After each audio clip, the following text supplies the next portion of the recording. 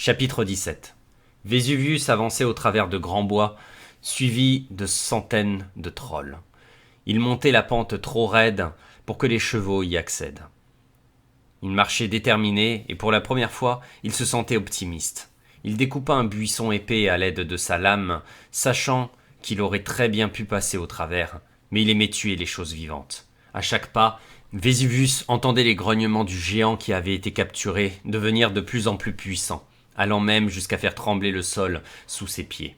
Il remarqua le regard de terreur dans les yeux de ces trolls, et cela le fit sourire. C'était cette même peur qu'il espérait voir depuis des années.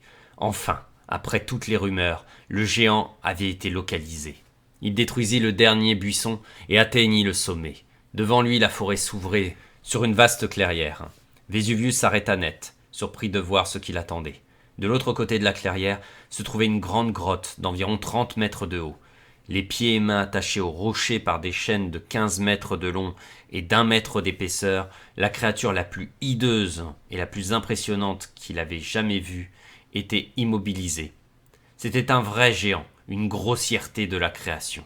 Il faisait bien 30 mètres de haut et 10 mètres de large. Son corps ressemblait à celui d'un homme, mais il avait 4 yeux, pas de nez, et sa bouche n'était que mâchoire et dents.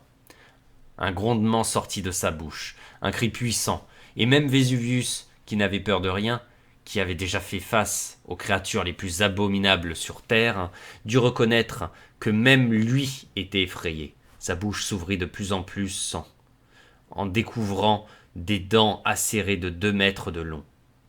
Il semblait prêt à dévorer le monde. La créature semblait enragée. Elle rugissait encore et encore, tapait du pied, se battait contre les chaînes qui la retenaient. Le sol, la grotte, et même la montagne entière tremblaient. C'était comme si la bête était capable de déplacer la montagne entière, comme s'il était tellement puissant qu'il ne pouvait être entravé.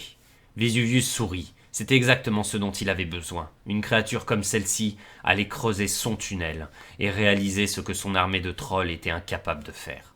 Vésuvius s'avança dans la clairière et remarqua des dizaines de soldats morts, leurs corps recouvrant le sol.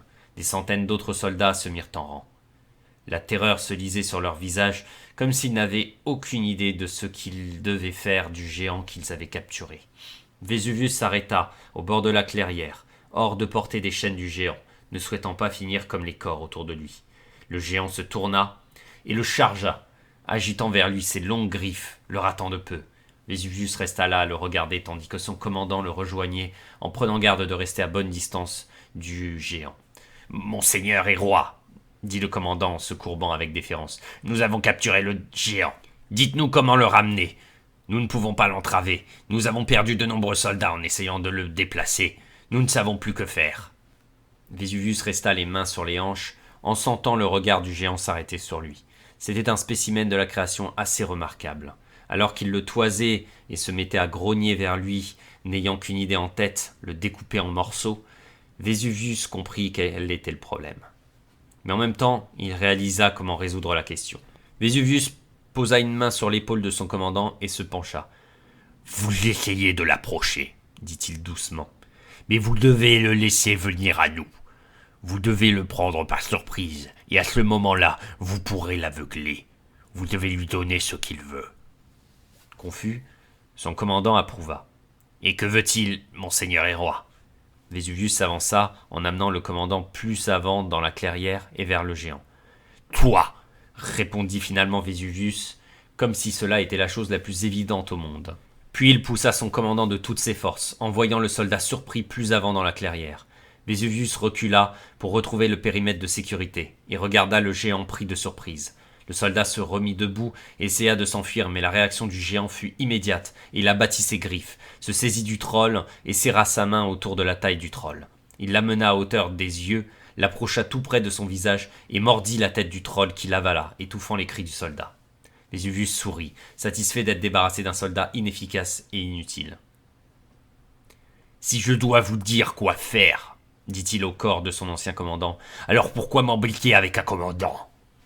Vésuvius se retourna vers le reste de ses soldats qui étaient pétrifiés et le regardaient en état de choc. Il désigna un soldat près de lui. « Toi !» dit-il. Le troll le regarda nerveusement. « Oui, monseigneur et roi, tu es le prochain. » Le troll écarquilla les yeux et il tomba à genoux, les mains jointes devant lui. « Je ne peux pas, mon seigneur et roi, dit-il en pleurant. Je vous en prie, pas moi, choisissez quelqu'un d'autre. Vésuvius fit un pas de plus et lui fit un signe de tête amical. D'accord, répondit-il en coupant la gorge du troll avec son poignard. Le troll tomba mort à ses pieds, face au sol. Je ne te choisirai pas. Vésuvius se tourna vers les soldats restants. Ramassez-le, ordonna-t-il, et donnez-le au géant. Dès qu'il approchera, soyez prêts à utiliser vos cordes. Vous lui cacherez les yeux lorsqu'il se saisira de l'appât. Une petite dizaine de soldats s'emparèrent du corps et s'avancèrent dans la clairière. Les autres soldats exécutèrent les ordres de Vésuvius en encerclant le géant, prêt à utiliser les cordes. Perplexe, le géant étudia le corps frais à ses pieds. Mais finalement, comme Vésuvius l'avait envisagé, son intelligence limitée l'incita à approcher du corps. « Maintenant !» hurla-t-il. Les soldats jetèrent les cordes, par-dessus son dos, sur les côtés, et le mirent à terre. Des dizaines d'autres soldats se précipitèrent avec des cordes supplémentaires et lui attachèrent les jambes et les bras. Ils tirèrent de toute leur force, la bête enragée se défendant comme elle le pouvait, mais elle ne pouvait pas faire grand-chose. Attachée avec des dizaines de cordes, immobilisée par des centaines de trolls, la bête capitula et laissa tomber sa tête dans la saleté. Vésuvius s'approcha et regarda le géant, satisfait de sa conquête qui semblait impossible l'instant d'avant. Finalement, après toutes ces années, il pouvait enfin sourire librement. « À présent, dit-il lentement en savourant chaque mot, Escalon m'appartient. »